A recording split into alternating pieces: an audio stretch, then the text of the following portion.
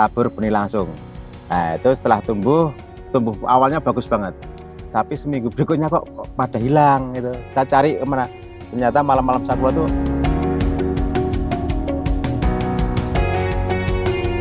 Assalamualaikum warahmatullahi wabarakatuh, sahabat petani semua. Video kali ini kita akan belajar bagaimana cara budidaya tanaman timun yang bisa dikategorikan sangat baik dengan hasil yang sangat istimewa, dengan bakal buah yang sangat banyak, kemudian tanaman masih aman dari serangan penyakit. Padahal ini ditanam di tengah cuaca yang sangat ekstrim dan dilakukan oleh ibu-ibu. Bagaimana kisah inspiratifnya? Video lengkapnya setelah yang satu ini.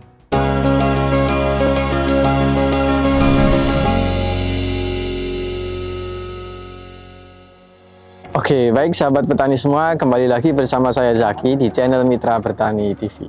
Seperti yang telah saya jelaskan di awal tadi, kesempatan kali ini kita akan belajar bagaimana teknis budidaya timun, tepatnya adalah timun baby. Menurut kami ini ada hasilnya sangat memuaskan, kemudian tingkat keamanan dari serangan penyakit bisa dikategorikan sangat aman. Baik hama maupun penyakit dapat dikendalikan secara sempurna. Kemudian bisa teman-teman lihat sendiri, ini saya berada di tengah-tengah kondisi tanaman timun baby dengan ketinggian ajar ini sekitar 2 meter, tanamannya sudah melebihi itu. Kemudian produktivitasnya juga sangat tinggi.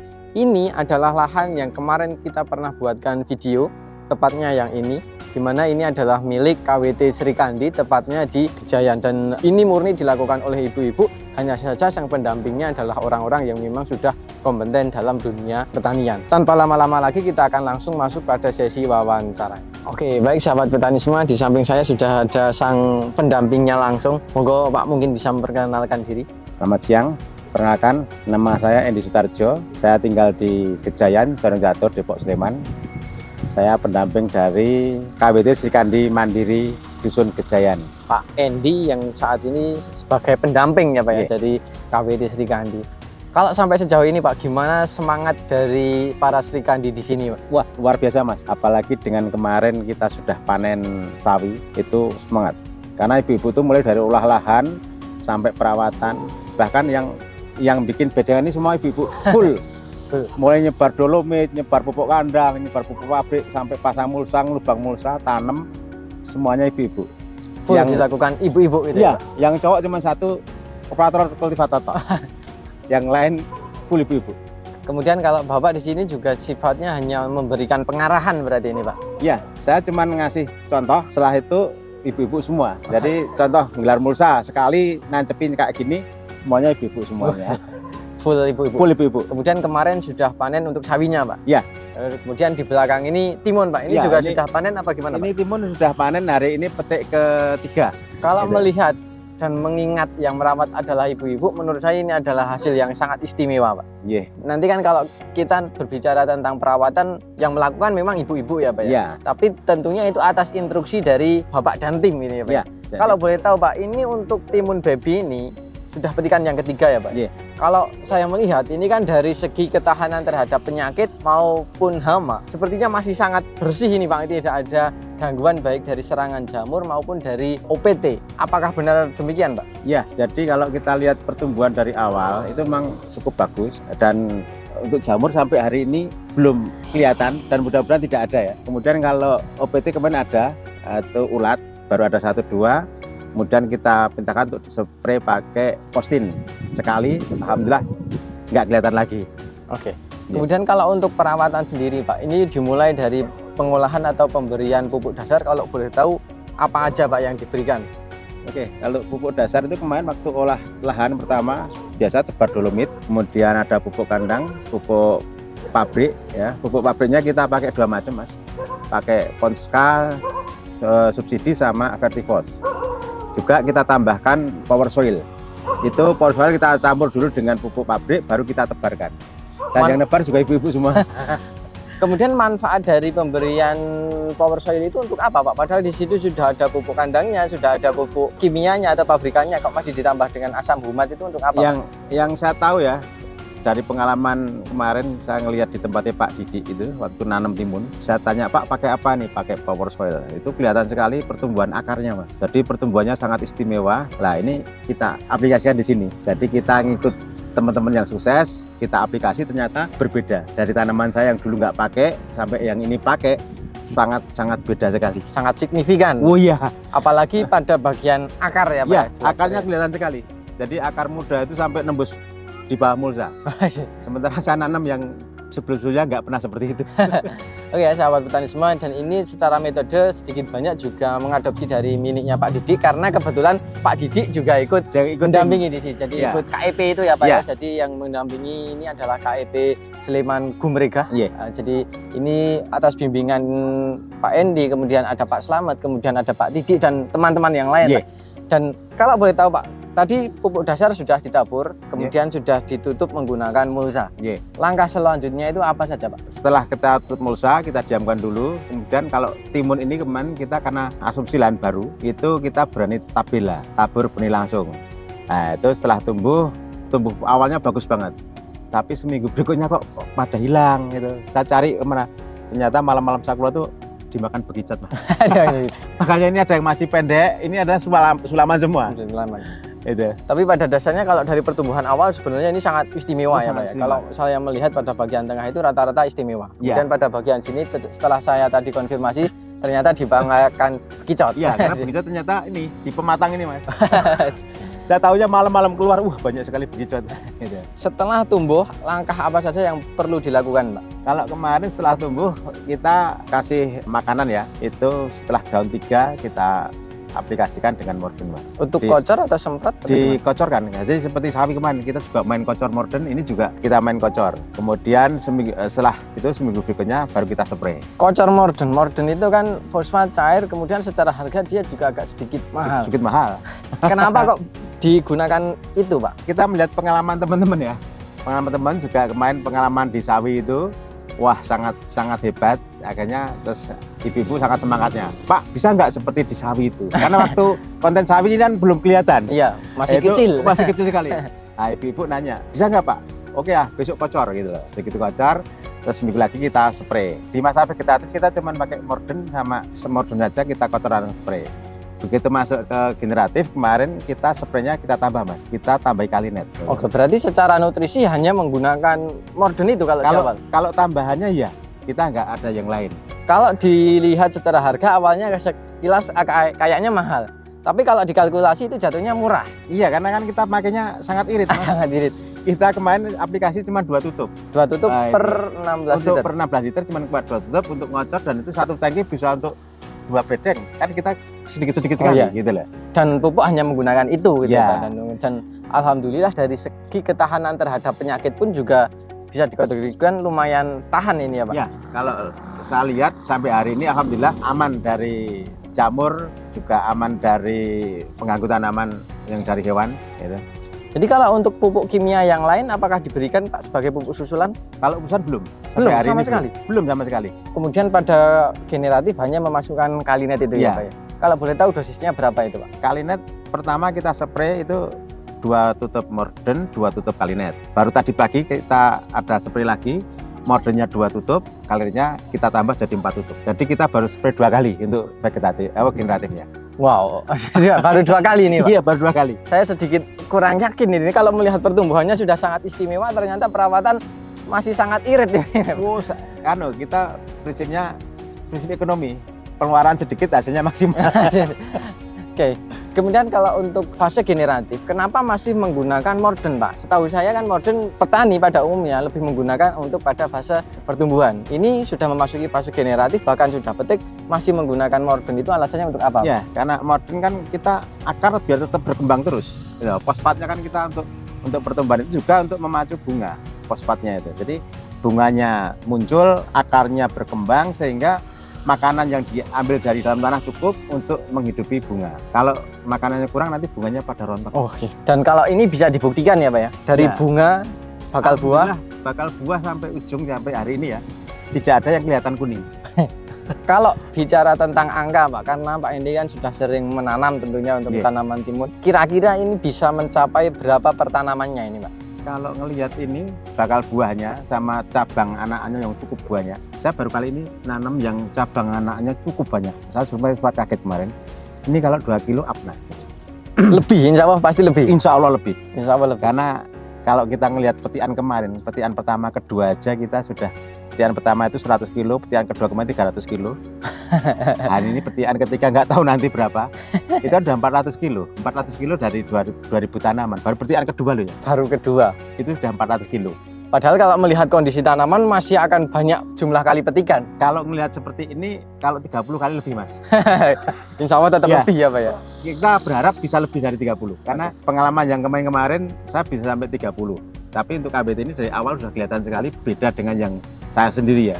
Itu mudah-mudahan ini lebih dari 30 nanti. Lebih dari 30 dan Ya. insya Allah pasti lebih ini Pak. Insya Allah, amin. Mohon doanya.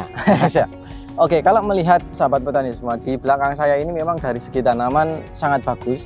Kemudian bakal buahnya itu sangat banyak. Kemudian kalau timun jenis baby memang semakin banyak bakal buahnya, produktivitasnya tentu akan menjadi semakin tinggi. Yeah. Kemudian tadi juga sudah disampaikan meskipun ini sudah memasuki fase generatif, tapi Pak Endi tetap masih memasukkan unsur fosfat di situ. Tujuannya adalah untuk merangsang akar ya, Akar baru. akar kemudian bunga. Semakin banyak bunganya tentunya potensi untuk menjadi buah juga semakin tinggi. Dan Ya. alhamdulillah dengan trik yang tadi disampaikan, tunas airnya sangat banyak, Cukup banyak. bakal buahnya juga sangat banyak. Kemudian kita tinggal menunjang bagaimana bunga itu berhasil menjadi buah. Salah satunya tadi dengan memasukkan unsur kalium fosfat Kalium, boron dalam bentuk kalinet ini ya, Pak, Kalinet. dalam kalinet yang awalnya menggunakan dosis 2 Tutup, tutup, hari ini 4 tutup. 4 tutup karena bunga dan buahnya sudah semakin Yeah. banyak tentunya. Terus yang tadi udah kita tambah dengan mikro juga, Mas. Karena Ada baru tadi unsur mikronya? Ya, kita pakai Titaron itu sama tak kasih 2 tutupnya modern. Karena Oh. tadi saya ngukurnya pakai tutup modern semua. Oke. Berarti baru tadi pagi. Ya, Yang baru tadi pagi yang pakai unsur mikro. mikro. Kalau kemarin kita baru modern aja, tadi sudah pakai mikro. Karena ini lihat bakal buahnya yang cukup banyak. Kalau sampai kekurangan nutrisi, saya takutnya nanti buahnya gagal. Oke, jadi perlu diseimbangkan antara unsur hara makro dan mikro. Ya. Karena pada dasarnya tanaman itu tetap memerlukan hara mikro ya Pak ya. Kadang Oh, kita iya. terlalu fokus pada makro, mikro sampai kelupaan. Sampai lupa. Sampai lupa gitu. Jadi kadang kita bertanya-tanya jumlah kali petikannya kok cuma sedikit Ya. atau produktivitasnya kurang tinggi, bisa jadi karena unsur hara mikronya tidak kita penuhi. Mungkin itu terkait dengan pemberian nutrisi. Kemudian dalam budidaya tanaman timun baby seperti ini Pak, yang bagus itu gimana Pak? Apakah perlu melakukan sistem topping atau pemangkasan tunas air atau gimana Pak yang tepat itu? Oke, menurut pengalaman ya yang sudah saya pribadi sama teman-teman itu memang kita kurangi tunas air yang bawah. Paling enggak dua cabang bawah itu kita Yang paling bawah Ya. yang dekat dengan tanah. dengan tanah itu kita kurangi. Kenapa? Karena kalau itu sudah dipelihara dan berbuah, itu dia nanti nutrisi tidak akan untuk naik, tapi konsentrasi untuk pengisian buah.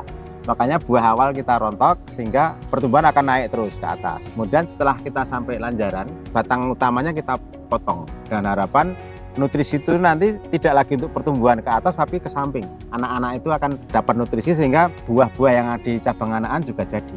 Tapi kalau itu tidak kita potong, konsentrasikan di batang utama terus.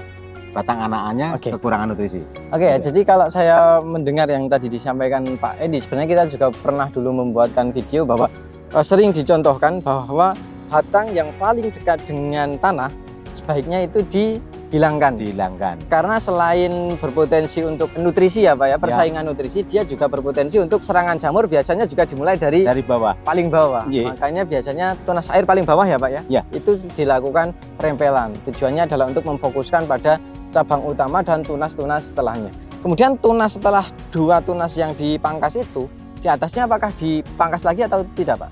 Jadi tunas ke 1, 2 kita hilangkan, 3, 4 dan seterusnya kita pelihara. Karena kalau timun baby juga yang berpotensi buah banyak justru malah di Mah di tunas. tunas Kalau- air ya Pak? Kalau ini justru yang paling banyak saya amati di tunas airnya. Karena kemarin sampai ketinggian 1 meter itu batang utama malah belum keluar buah Jadi fokusnya malah lebih banyak itu di di tunas, tunas airnya. air itu. Ya. Jadi kalau berbeda kalau sama timun besar gitu ya Timun Pak. Jawa, ya. Nah, kalau timun besar kadang kalau terlalu banyak tunas air malah buahnya buahnya nggak jadi. nggak jadi.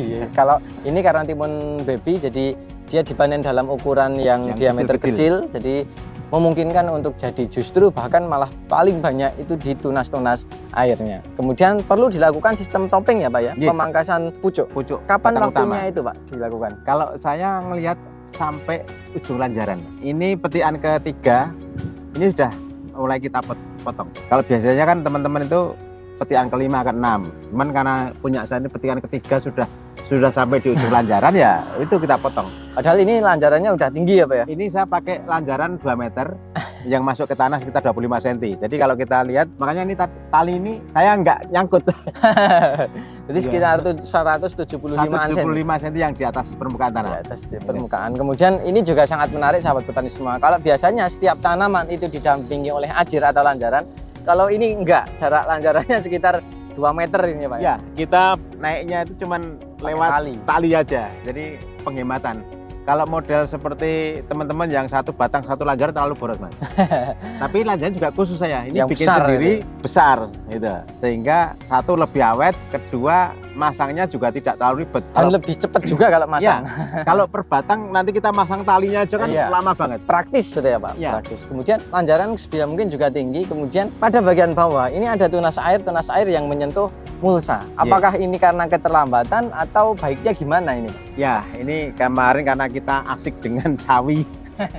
Ibu-ibu terlalu asik dengan sawi, jadi lambat mengangkat yang tunas bawah, kemudian juga anginnya terlalu kenceng Mas. Jadi harusnya dia nyantol atasnya kena angin satu. Lah itu. Itu harusnya kalau nanti ini udah konsentrasi ke sini, ini kita naikkan semua Mas. Sebisanya gitu loh. Jadi sebisa mungkin jangan Sampai nempel, karena kalau nempel nanti resikonya adalah potensi kena jamur, apalagi ini musim hujan. menjadi lebih tinggi ya Pak ya, Iya. potensi karena serangan patogen penyakit. Kemudian dari segi buah apakah juga ada pengaruhnya Pak? Sangat berpengaruh Mas, karena itu paling bawah warnanya juga putih semua. Jadinya putih ya Pak? Ya?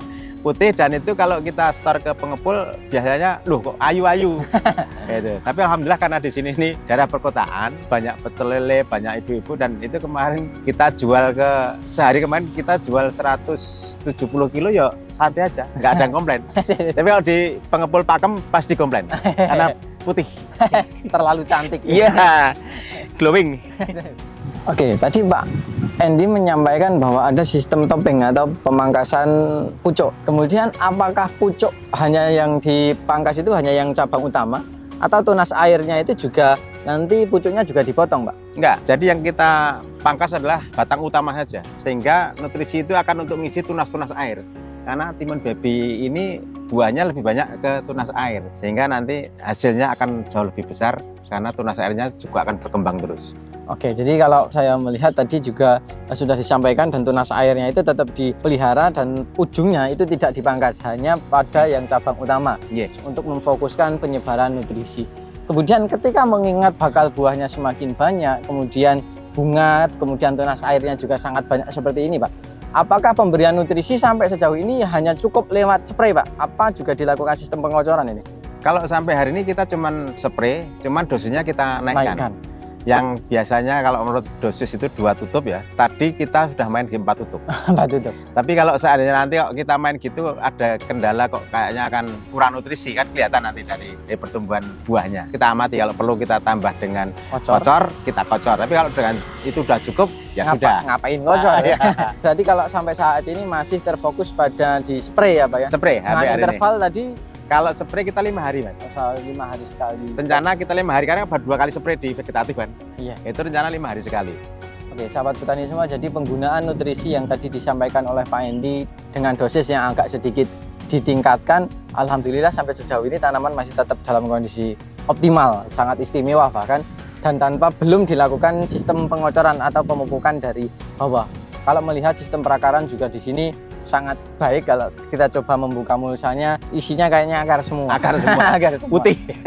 Kemudian ini Pak Endi, terkait dengan perawatan, apakah pengurangan daun juga perlu Pak Endi? Oh iya, kita sudah sekali pengurangan daun kemarin. Ketika buah pertama sudah kelihatan 1 jari gini, daun awal sudah kita kurangi.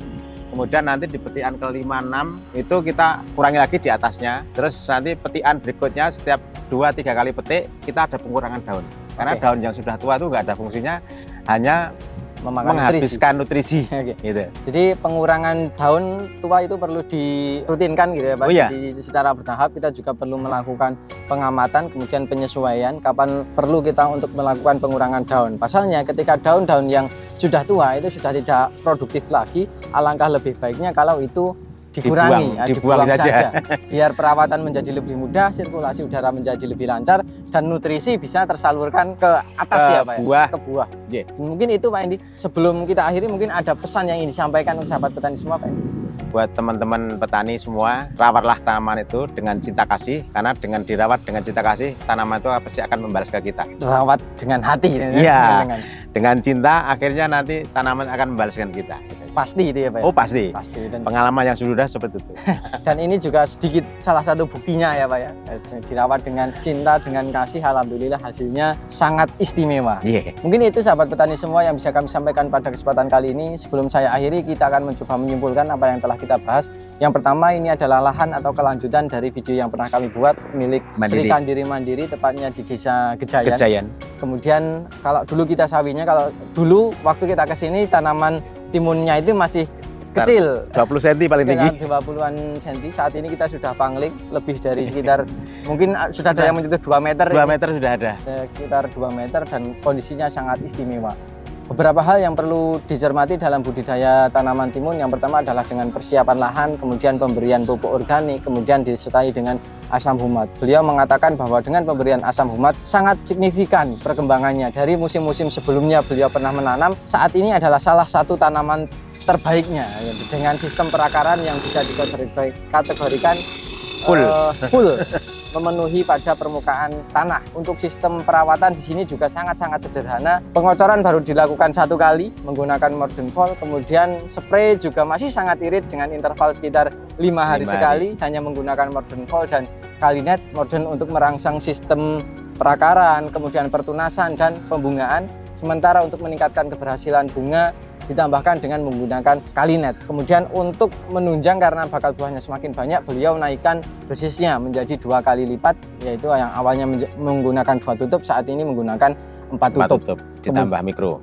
Ditambah dengan unsur hara mikro supaya bisa seimbang antara makro dan mikronya. Kemudian untuk perawatan untuk tanaman timun baby seperti ini diusahakan untuk membuang atau mengurangi tunas air pada bagian bawah. Jumlahnya hanya sekitar 2 yang paling dekat dengan sistem perakaran. Kemudian ketika tanaman sudah menyentuh ujung lanjaran atau ajir sekitar ketinggian 175 cm atau 2 meter, bisa dilakukan sistem topping atau pangkas pucuk. Manfaatnya adalah untuk penyebaran nutrisi supaya bisa menjadi lebih merata dan lebih fokus pada pembentukan buah. Kemudian untuk daun-daun pada bagian bawah yang sekiranya sudah tidak produktif lagi atau daun tua bisa dikurangi, karena daun-daun tua tersebut hanya akan memakan nutrisi tapi dia sudah tidak produktif lagi dan akan mengganggu sistem perawatan dan akan meningkatkan kelembaban. Dan sebisa mungkin daun-daun bagian bawah kurangi supaya buah dan daun bisa tetap optimal. Mungkin itu yang bisa kami sampaikan pada kesempatan kali ini, dan semoga apa yang dilakukan KWT di sini menjadi teladan atau menjadi contoh untuk semua lah. Saya seorang lelaki saja sedikit malu, minder karena wanita-wanita saja ternyata mampu ya Pak ya. Amin. Mampu melakukan hal dan dengan hasil yang menurut saya sangat istimewa. Mungkin itu yang bisa kami sampaikan. Terima kasih Pak Endi. Semoga video ini bermanfaat, dan apabila video ini bermanfaat jangan lupa klik like, comment, share, dan jangan lupa subscribe untuk tidak ketinggalan info terbaru dari kami. Terima kasih dari saya Zaki, salam Mitra Petani Indonesia. Wassalamualaikum warahmatullahi wabarakatuh. Waalaikumsalam warahmatullahi wabarakatuh. Dan sampai jumpa di video kami selanjutnya.